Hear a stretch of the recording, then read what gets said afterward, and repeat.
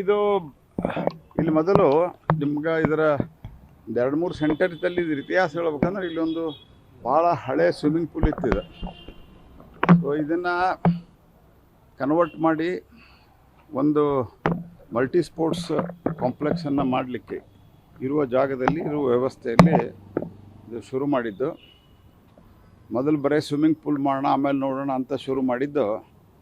First estimate ಕೊಟ್ಟದ್ದು 13 ಕೋಟಿ ರೂಪಾಯಿ. ಸೊ 13 ಕೋಟಿಯಿಂದ ಈಗ ಬೇರೆ ಬೇರೆ ಸ್ಪೋರ್ಟ್ಸ್ ಎಲ್ಲ ಆ್ಯಡ್ ಆಗಿ ಮತ್ತು ಇದು ಒಲಿಂಪಿಕ್ಸ್ ಲೆವೆಲ್ಗೆ ಇದನ್ನು ಅಪ್ಗ್ರೇಡ್ ಮಾಡಬೇಕಾಗಿದ್ದರಿಂದ ಇದರದ್ದು ಆನಂತರ ಇಂಡೋರ್ ಸ್ಪೋರ್ಟ್ಸು, ಅದರ ಜೊತೆಗೆ ಬೇರೆ ಬೇರೆ ಟೇಬಲ್ ಟೆನ್ನಿಸು ಇತ್ಯಾದಿ ಕಬಡ್ಡಿ, ಇಂಡೋರ್ ಕಬಡ್ಡಿ, ಈ ಥರದ್ದೆಲ್ಲವೂ ಒಂದೊಂದಾಗಿ ಎಡಿಷನ್ ಮಾಡಿದ್ದರಿಂದ ಕ್ರೀಡಾ ಅಭಿಮಾನಿಗಳ ಅಥವಾ ಕ್ರೀಡಾಪಟುಗಳ ಒಂದು ಒತ್ತಾಯದಿಂದ ಇದೀಗ ಇಲ್ಲಿವರೆಗೆ ಸುಮಾರು ಒಂದು 55 ಕೋಟಿ ರೂಪಾಯಿ ಖರ್ಚಾಗಿದೆ. ಇನ್ನೊಂದು ಸ್ವಲ್ಪ ಕೆಲಸ ಉಳಿದಿದೆ, ಒಂದು 60 ಕೋಟಿ ರೂಪಾಯಿ ತನಕ ಆಗ್ತದೆ. ಇದು 100% ಇದು ಭಾರತ ಸರ್ಕಾರದ ವಿವಿಧ ಕಂಪ್ನಿಗಳಿಂದ ಇದು ದುಡ್ಡು ಬಂದಿದೆ.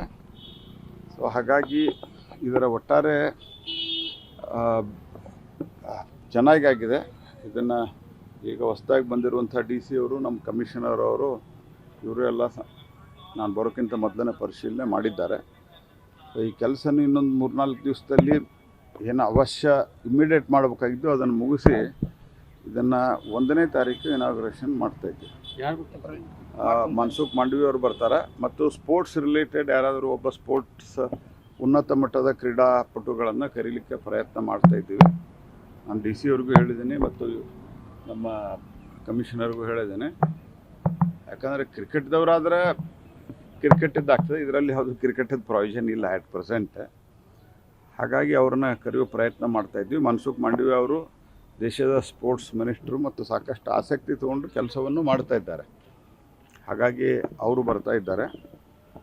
ಮತ್ತು ಉಳಿದಂತೆ ಇದನ್ನು ಈಗ ಕನ್ಸ್ಟ್ರಕ್ಷನ್ ಜವಾಬ್ದಾರಿ ತೆಗೆದುಕೊಂಡಿರುವಂಥವ್ರು, ಇದು ಓವರಾಲ್ RVNLಗೆ ಜವಾಬ್ದಾರಿ ಇರೋದ್ರಿಂದ ರೈಲ್ ವಿಕಾಸ್ ನಿಗಮ್ ಲಿಮಿಟೆಡ್ ಅವರು ಈ ಕಾರ್ಯಕ್ರಮ ಕಂಡಕ್ಟ್ ಮಾಡ್ತಾರೆ. ಅಂದರೆ ಬಿಫೋರ್ ಇನಾಗ್ರೇಷನ್ ಅವರೆಲ್ಲ ಇದನ್ನು ಇನಾಗ್ರೇಷನ್ ಮಾಡಿ ಉಳಿದ ಕೆಲಸ ಮುಗಿಸಿ ಅದನ್ನು ಹ್ಯಾಂಡ್ ಓವರ್ ಮಾಡ್ತಾರೆ. ಅದಾದ ನಂತರ ಇದಕ್ಕೆ ಯಾವ ರೀತಿ ಫರ್ದರ್ ಇದನ್ನು ಉಪಯೋಗಿಸ್ಬೇಕು ಮತ್ತು ಮೇಂಟೈನ್ ಮಾಡಬೇಕು ಅನ್ನೋದರ ಬಗ್ಗೆ ಒಂದು ವಿಚಾರ ವಿನಿಮಯ ಮಾಡಿ ಅದಕ್ಕೆ ಕ್ರಮವನ್ನು ತೆಗೆದುಕೊಳ್ಳಿ.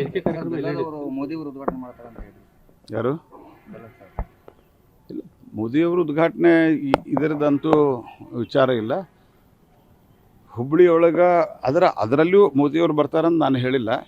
ಯಾರಾದರೂ ಹುಬ್ಬಳ್ಳಿಯೊಳಗೆ ಏನೋ ಸ್ಮಾರ್ಟ್ ಸಿಟಿ ಒಳಗೆ ಸುಮಾರು ನಿಯರ್ಲಿ ಅಬೌಟ್ 200 ಕೋಟಿ ರೂಪಾಯಿದಲ್ಲಿ ಆಗಿದೆ.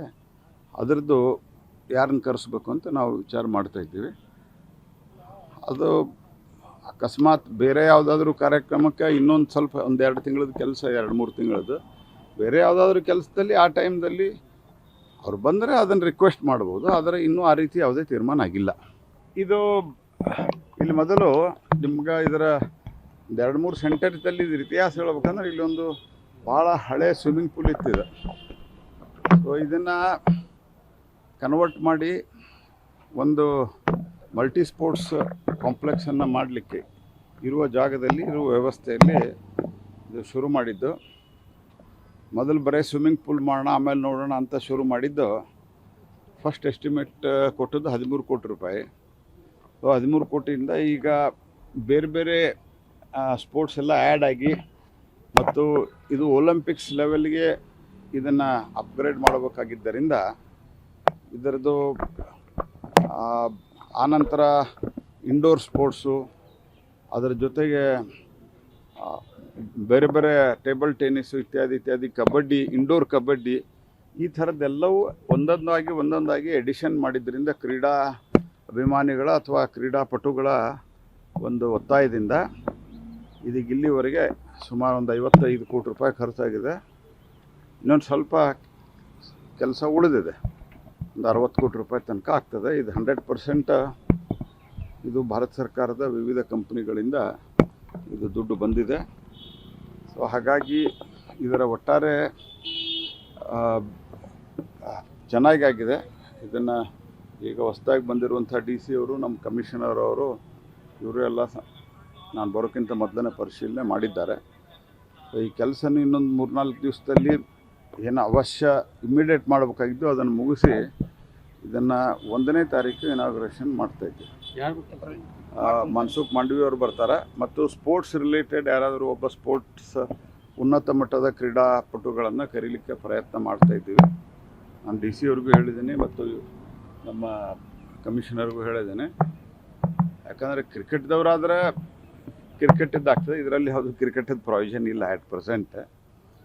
ಹಾಗಾಗಿ ಅವ್ರನ್ನ ಕರೆಯೋ ಪ್ರಯತ್ನ ಮಾಡ್ತಾಯಿದ್ವಿ. ಮನ್ಸುಖ್ ಮಾಂಡವಿ ಅವರು ದೇಶದ ಸ್ಪೋರ್ಟ್ಸ್ ಮಿನಿಸ್ಟ್ರು ಮತ್ತು ಸಾಕಷ್ಟು ಆಸಕ್ತಿ ತೊಗೊಂಡು ಕೆಲಸವನ್ನು ಮಾಡ್ತಾಯಿದ್ದಾರೆ. ಹಾಗಾಗಿ ಅವರು ಬರ್ತಾ ಇದ್ದಾರೆ.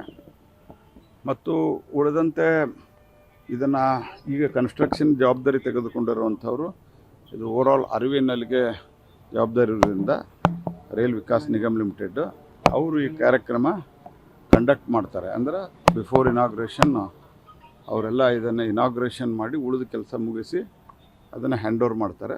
ಅದಾದ ನಂತರ ಇದಕ್ಕೆ ಯಾವ ರೀತಿ ಫರ್ದರ್ ಇದನ್ನು ಉಪಯೋಗಿಸ್ಬೇಕು ಮತ್ತು ಮೇಂಟೈನ್ ಮಾಡಬೇಕು ಅನ್ನೋದರ ಬಗ್ಗೆ ಒಂದು ವಿಚಾರ ವಿನಿಮಯ ಮಾಡಿ ಅದಕ್ಕೆ ಕ್ರಮವನ್ನು ತೆಗೆದುಕೊಳ್ಳಿ.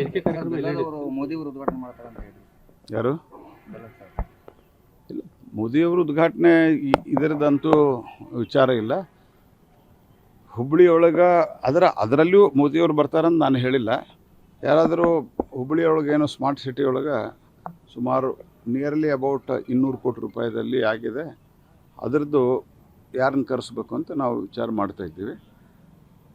ಅದು ಅಕಸ್ಮಾತ್ ಬೇರೆ ಯಾವುದಾದ್ರೂ ಕಾರ್ಯಕ್ರಮಕ್ಕೆ ಇನ್ನೊಂದು ಸ್ವಲ್ಪ 1-2 ತಿಂಗಳದ ಕೆಲಸ, 2-3 ತಿಂಗಳದ್ದು ಬೇರೆ ಯಾವುದಾದ್ರೂ ಕೆಲಸದಲ್ಲಿ ಆ ಟೈಮ್ದಲ್ಲಿ ಅವ್ರು ಬಂದರೆ ಅದನ್ನು ರಿಕ್ವೆಸ್ಟ್ ಮಾಡ್ಬೋದು. ಆದರೆ ಇನ್ನೂ ಆ ರೀತಿ ಯಾವುದೇ ತೀರ್ಮಾನ ಆಗಿಲ್ಲ. ಇದು ಇಲ್ಲಿ ಮೊದಲು ನಿಮ್ಗೆ ಇದರ 2-3 ಸೆಂಟರ್ದಲ್ಲಿ ಇದ್ರ ಇತಿಹಾಸ ಹೇಳ್ಬೇಕಂದ್ರೆ ಇಲ್ಲೊಂದು ಭಾಳ ಹಳೆ ಸ್ವಿಮ್ಮಿಂಗ್ ಪೂಲ್ ಇತ್ತಿದೆ. ಸೊ ಇದನ್ನು ಕನ್ವರ್ಟ್ ಮಾಡಿ ಒಂದು ಮಲ್ಟಿ ಸ್ಪೋರ್ಟ್ಸ್ ಕಾಂಪ್ಲೆಕ್ಸನ್ನು ಮಾಡಲಿಕ್ಕೆ ಇರುವ ಜಾಗದಲ್ಲಿ ಇರುವ ವ್ಯವಸ್ಥೆಯಲ್ಲಿ ಇದು ಶುರು ಮಾಡಿದ್ದು. ಮೊದಲು ಬರೀ ಸ್ವಿಮ್ಮಿಂಗ್ ಪೂಲ್ ಮಾಡೋಣ ಆಮೇಲೆ ನೋಡೋಣ ಅಂತ ಶುರು ಮಾಡಿದ್ದು. ಫಸ್ಟ್ ಎಸ್ಟಿಮೇಟ್ ಕೊಟ್ಟದ್ದು 13 ಕೋಟಿ ರೂಪಾಯಿ.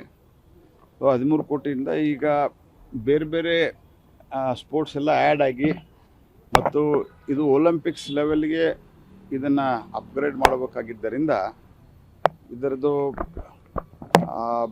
ಆನಂತರ ಇಂಡೋರ್ ಸ್ಪೋರ್ಟ್ಸು, ಅದರ ಜೊತೆಗೆ ಬೇರೆ ಬೇರೆ ಟೇಬಲ್ ಟೆನ್ನಿಸು ಇತ್ಯಾದಿ ಕಬಡ್ಡಿ, ಇಂಡೋರ್ ಕಬಡ್ಡಿ, ಈ ಥರದ್ದೆಲ್ಲವೂ ಒಂದೊಂದಾಗಿ ಎಡಿಷನ್ ಮಾಡಿದ್ದರಿಂದ ಕ್ರೀಡಾ ಅಭಿಮಾನಿಗಳ ಅಥವಾ ಕ್ರೀಡಾಪಟುಗಳ ಒಂದು ಒತ್ತಾಯದಿಂದ ಇದೀಗ ಇಲ್ಲಿವರೆಗೆ ಸುಮಾರು ಒಂದು 55 ಕೋಟಿ ರೂಪಾಯಿ ಖರ್ಚಾಗಿದೆ. ಇನ್ನೊಂದು ಸ್ವಲ್ಪ ಕೆಲಸ ಉಳಿದಿದೆ, ಒಂದು 60 ಕೋಟಿ ರೂಪಾಯಿ ತನಕ ಆಗ್ತದೆ. ಇದು 100% ಇದು ಭಾರತ ಸರ್ಕಾರದ ವಿವಿಧ ಕಂಪ್ನಿಗಳಿಂದ ಇದು ದುಡ್ಡು ಬಂದಿದೆ. ಸೊ ಹಾಗಾಗಿ ಇದರ ಒಟ್ಟಾರೆ ಚೆನ್ನಾಗಾಗಿದೆ. ಇದನ್ನು ಈಗ ಹೊಸದಾಗಿ ಬಂದಿರುವಂಥ ಡಿ ಸಿ ಅವರು ನಮ್ಮ ಕಮಿಷನರ್ ಅವರು ಇವರು ಎಲ್ಲ ನಾನು ಬರೋಕ್ಕಿಂತ ಮೊದಲನೇ ಪರಿಶೀಲನೆ ಮಾಡಿದ್ದಾರೆ. ಈ ಕೆಲಸನ ಇನ್ನೊಂದು 3-4 ದಿವಸದಲ್ಲಿ ಏನು ಅವಶ್ಯ ಇಮ್ಮಿಡಿಯೇಟ್ ಮಾಡಬೇಕಾಗಿದ್ದು ಅದನ್ನು ಮುಗಿಸಿ ಇದನ್ನು 1ನೇ ತಾರೀಕು ಇನಾಗ್ರೇಷನ್ ಮಾಡ್ತಾಯಿದ್ವಿ. ಮನ್ಸುಖ್ ಮಾಂಡವಿ ಅವರು ಬರ್ತಾರೆ ಮತ್ತು ಸ್ಪೋರ್ಟ್ಸ್ ರಿಲೇಟೆಡ್ ಯಾರಾದರೂ ಒಬ್ಬ ಸ್ಪೋರ್ಟ್ಸ್ ಉನ್ನತ ಮಟ್ಟದ ಕ್ರೀಡಾಪಟುಗಳನ್ನು ಕರೀಲಿಕ್ಕೆ ಪ್ರಯತ್ನ ಮಾಡ್ತಾಯಿದ್ದೀವಿ. ನಾನು ಡಿ ಸಿ ಅವ್ರಿಗೂ ಹೇಳಿದ್ದೀನಿ ಮತ್ತು ನಮ್ಮ ಕಮಿಷನರ್ಗೂ ಹೇಳಿದ್ದೇನೆ. ಯಾಕಂದರೆ ಕ್ರಿಕೆಟ್ದವರಾದರೆ ಕ್ರಿಕೆಟಿದ್ದು ಆಗ್ತದೆ, ಇದರಲ್ಲಿ ಯಾವುದು ಕ್ರಿಕೆಟಿದ್ದು ಪ್ರಾವಿಷನ್ ಇಲ್ಲ ಅಟ್ ಪ್ರೆಸೆಂಟ್.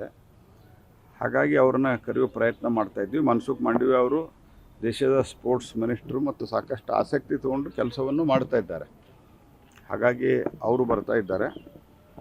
ಮತ್ತು ಉಳಿದಂತೆ ಇದನ್ನು ಈಗ ಕನ್ಸ್ಟ್ರಕ್ಷನ್ ಜವಾಬ್ದಾರಿ ತೆಗೆದುಕೊಂಡಿರುವಂಥವ್ರು ಇದು ಓವರಾಲ್ RVNLಗೆ ಜವಾಬ್ದಾರಿ ಇರೋದ್ರಿಂದ ರೈಲ್ ವಿಕಾಸ್ ನಿಗಮ್ ಲಿಮಿಟೆಡ್ ಅವರು ಈ ಕಾರ್ಯಕ್ರಮ ಕಂಡಕ್ಟ್ ಮಾಡ್ತಾರೆ. ಅಂದರೆ ಬಿಫೋರ್ ಇನಾಗ್ರೇಷನ್ ಅವರೆಲ್ಲ ಇದನ್ನು ಇನಾಗ್ರೇಷನ್ ಮಾಡಿ ಉಳಿದ ಕೆಲಸ ಮುಗಿಸಿ ಅದನ್ನು ಹ್ಯಾಂಡ್ ಓವರ್ ಮಾಡ್ತಾರೆ. ಅದಾದ ನಂತರ ಇದಕ್ಕೆ ಯಾವ ರೀತಿ ಫರ್ದರ್ ಇದನ್ನು ಉಪಯೋಗಿಸ್ಬೇಕು ಮತ್ತು ಮೇಂಟೈನ್ ಮಾಡಬೇಕು ಅನ್ನೋದರ ಬಗ್ಗೆ ಒಂದು ವಿಚಾರ ವಿನಿಮಯ ಮಾಡಿ ಅದಕ್ಕೆ ಕ್ರಮವನ್ನು ತೆಗೆದುಕೊಳ್ಳಿ. ಮೋದಿ ಅವರು ಉದ್ಘಾಟನೆ ಮಾಡ್ತಾರೆ ಅಂತ ಹೇಳಿ. ಯಾರು ಇಲ್ಲ, ಮೋದಿಯವರು ಉದ್ಘಾಟನೆ ಇದರದಂತೂ ವಿಚಾರ ಇಲ್ಲ. ಹುಬ್ಬಳ್ಳಿಯೊಳಗೆ ಅದರಲ್ಲಿಯೂ ಮೋದಿಯವರು ಬರ್ತಾರಂತ ನಾನು ಹೇಳಿಲ್ಲ. ಯಾರಾದರೂ ಹುಬ್ಬಳ್ಳಿಯೊಳಗೆ ಏನೋ ಸ್ಮಾರ್ಟ್ ಸಿಟಿ ಒಳಗೆ ಸುಮಾರು ನಿಯರ್ಲಿ ಅಬೌಟ್ 200 ಕೋಟಿ ರೂಪಾಯಿದಲ್ಲಿ ಆಗಿದೆ. ಅದರದ್ದು ಯಾರನ್ನು ಕರೆಸ್ಬೇಕು ಅಂತ ನಾವು ವಿಚಾರ ಮಾಡ್ತಾಯಿದ್ದೀವಿ. ಅದು ಅಕಸ್ಮಾತ್ ಬೇರೆ ಯಾವುದಾದ್ರೂ ಕಾರ್ಯಕ್ರಮಕ್ಕೆ ಇನ್ನೊಂದು ಸ್ವಲ್ಪ 1-2 ತಿಂಗಳದ ಕೆಲಸ, 2-3 ತಿಂಗಳದ್ದು ಬೇರೆ ಯಾವುದಾದ್ರೂ ಕೆಲಸದಲ್ಲಿ ಆ ಟೈಮ್ದಲ್ಲಿ ಅವ್ರು ಬಂದರೆ ಅದನ್ನು ರಿಕ್ವೆಸ್ಟ್ ಮಾಡ್ಬೋದು. ಆದರೆ ಇನ್ನೂ ಆ ರೀತಿ ಯಾವುದೇ ತೀರ್ಮಾನ ಆಗಿಲ್ಲ.